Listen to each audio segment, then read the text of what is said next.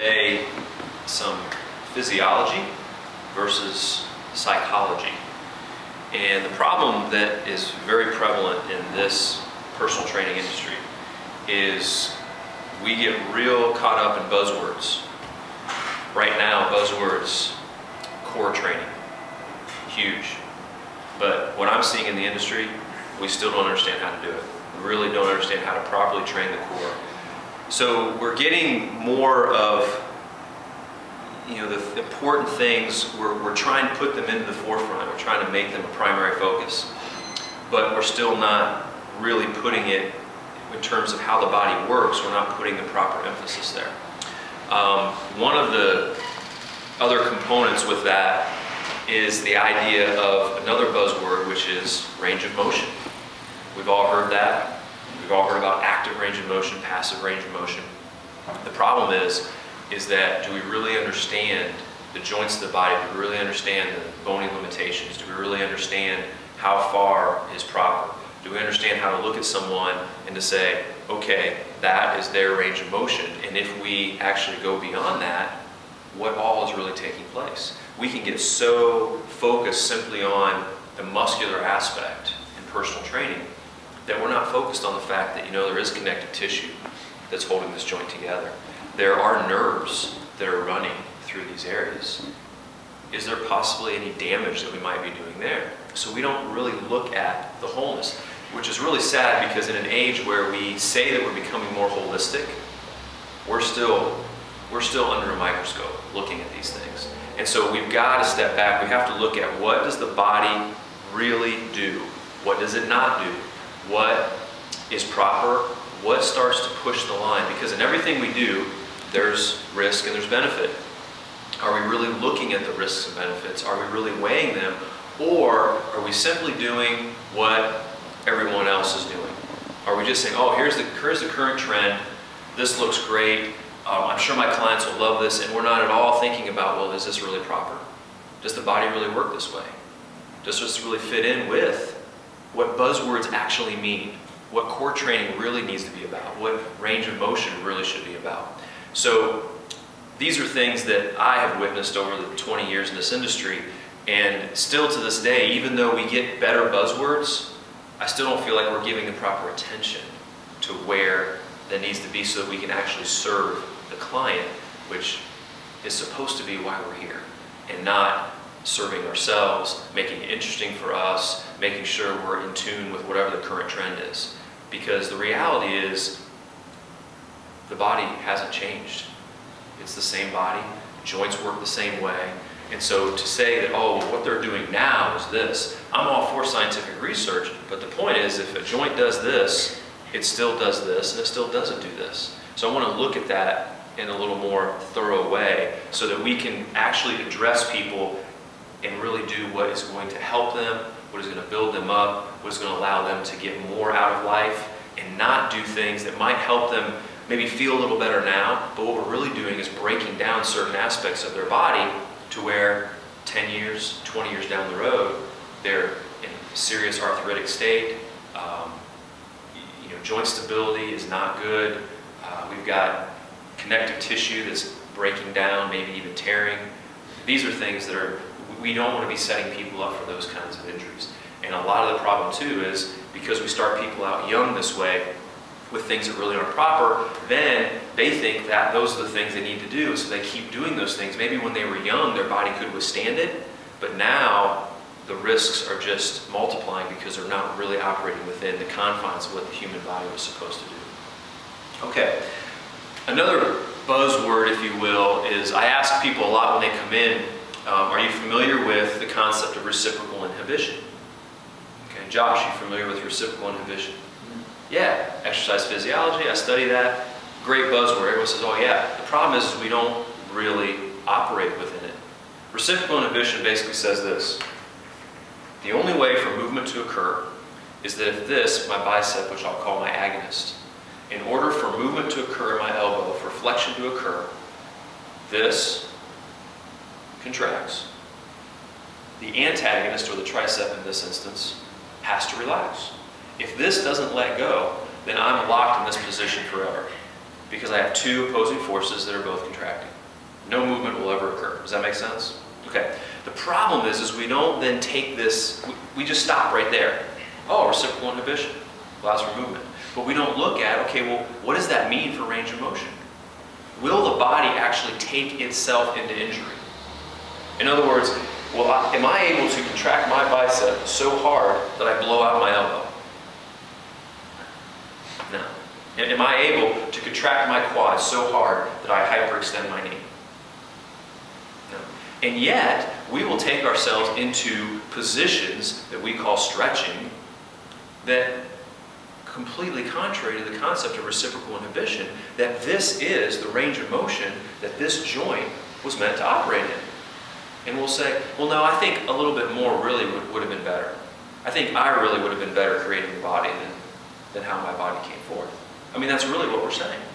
And so we do something like this. Okay? We're all pretty familiar with this. So what am I trying to do here? Okay, I'm trying to stretch the hamstring. Okay, the problem is a muscle only can do one of two things. It can relax and it can contract. That's it. All right? So I'm here and I'm leaning into this. Now, if you look at the angle that I have here, okay, I'm going to be really hard pressed to get my leg to that place on my own. You see that? I mean, I'm trying. I can't get any higher than that. Okay? So already I'm going beyond what my body is telling me that's my range. Reciprocal inhibition, I contract this, this relaxes, that's the motion that I have. So I'm going well beyond that right here. And if I palpate, this is something else that we've really let go of in the personal training field, is actually palpate. What's happening in that muscle? Is it contracting? Is the right muscle relaxing? What's going on? We don't, okay? So here, I do this, and what I have here is I have a contracted hamstring muscle. So I encourage you to try this. Take into, and here's the thing, what your mind is going to tell you, that's why I say this is psychology versus physiology. That's what this is. What your mind is going to tell you, what? Oh, muscle stretching. Oh, this is good. And so then what do? Oh, let's go a little deeper. Oh, even better stretch. You know what's really happening here? It's called myotatic stretch reflex. And the muscle is contracting.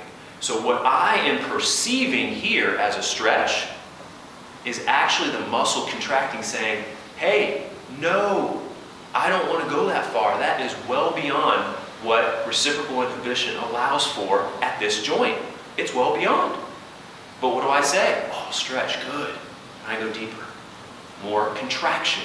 More, hey, no, this is no good. And I completely ignore what the body is actually saying. And what I do is I tell myself, oh no, this is what the body is saying.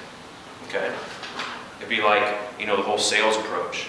Well, if they say no, they just don't realize that they really want to say yes. No, they're saying no. Move on. But we won't do that. Okay? So here we are. We're here. We're doing this. Now, I've got connective tissue all throughout this hip joint. Okay? What do ligaments do? Bone to bone, right? Do you think the ligaments should be maintained? Do you think their quality, their structure should be maintained? I'm not going to ask anyone that, or I say, oh no, I think we could probably fudge that. We could probably stretch those out a little bit. And yet every time we stretch, what are we doing? We're coming against the integrity of that joint. That's what we're doing. We're saying integrity, I don't want anything to do with that with my body. Not interested. I just want to feel the stretch. That's what we're doing. Psychological. It's horrid. So here I am. So I've got connective tissue in my hip joint. What am I saying to that connective tissue? Keep going. Keep going. No, I don't want my hip joint to be solid and secure. I want to have arthritis when I get older. I want that range of motion. I want to feel that stretch. Oh, by the way, is there maybe a major nerve called the sciatic nerve that runs through this area? Are you interested in stretching nerves out? Because that's what you're doing. How many people later in life have sciatica problems? Get the radiating pain all the way down the leg. These are things we're not thinking of at all as personal trainers. We're so fixated on muscle, and we're so fixated on giving people a psychological effect. It's not helping them physiologically at all, and in fact, it's hurting them. It is so counterproductive. So here's the test then. If I go here for the comparison, and I do this, so I am contracting my quadricep. I can only go what my particular muscle will take me, my own personal development, okay? Now, when I palpate this, guess what? Contracted or relaxed? Reciprocal inhibition tells me it has to be relaxed or I would not be able to move. Contract, now it's relaxed. So guess what can happen? What can happen when I do this now? This hamstring actually can do what we think we're doing when we do so-called stretching, and that is it can elongate. It can relax, it can relax. Does that make sense? So that's the difference. And again, we get so psychologically attached to that feeling, but the feeling is actually the contraction saying, no. Okay? Now let me give you another example. Something as simple as you might call sitting on your haunches. I don't know what this is called when you do this, like in yoga and that sort of thing. But you know, this is a real common position for a lot of people, to sit like this, okay?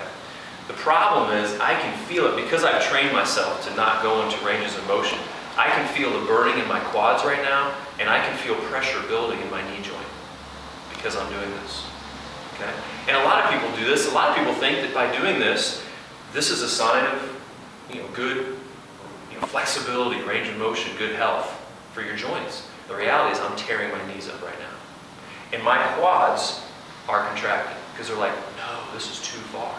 So that's just a real simple thing. Something even the way we sit down can be improper in terms of overall health, joint health over time. But how about this? Pretty common. I mean, we see this in sports magazines all the time. I mean, if you don't do this as a long distance runner, then you're just never going to make it. I mean, really, this is right. Well, here's the problem. Look at my range of motion. Look, I'm trying to pull that heel to my buttocks. I can feel the quad stretch, right? What's it doing? It's contracting, okay? Now, if I let go of this, and you need to try this yourself, if I let go of this, I'm going to try to keep my foot here once I let go. See that? What just happened? See, the ligaments are like a rubber band, and they don't have much give to them. They're like this, okay? And so when I stretch, if you stretch a rubber band and it's only supposed to go this far, then that rubber band will be fine if it just goes this far. But if I say, no, I really want it to go this far, and so I start stretching it here, well, when I let go of that tension, what's the rubber band going to do? Right? Well, that's what just happened. I've got all this connective tissue holding my knee joint together. A lot of people have knee problems today. A lot of people blowing out ACLs with absolutely no physical contact whatsoever, just running and making a simple cut on a soccer field, right? How many of them are just spending time with this? Or a hurdler stretch or something similar. And yet, if they were trying to, through reciprocal inhibition, actually hold this, boom, it snaps right back. This is as far as I can go. I'm contracting that as hard as I can. Look at the distance there that's supposed to be. So if I sit on my haunches, or I take this and I pull back, all I'm doing is I am, over time, stretching the anterior cruciate ligament. And saying, no, I really don't want you, ACL, to be tight and firm and to really hold my knee well together. I really don't want that. I want you to be nice and loose and stretchy, so that when I do make the next cut, my knee just keeps right on going, and I have surgery and I can't really get back in the playing field competitively for a year or 2 years. That's what we're saying to our body. And yet, we do it, we promote it, and we say, oh no, you have to do this or you're not going to be able to compete. I mean, isn't that what's said out there, Josh? I mean, that's pretty much what's said. Okay? So, let's look at some ideas, concepts, passive range of motion, active range of motion. What can we do to come against this, to still increase the range of motion, but not have to go through the things that actually are dangerous to the joint? All right? Adam, let's have you come over here.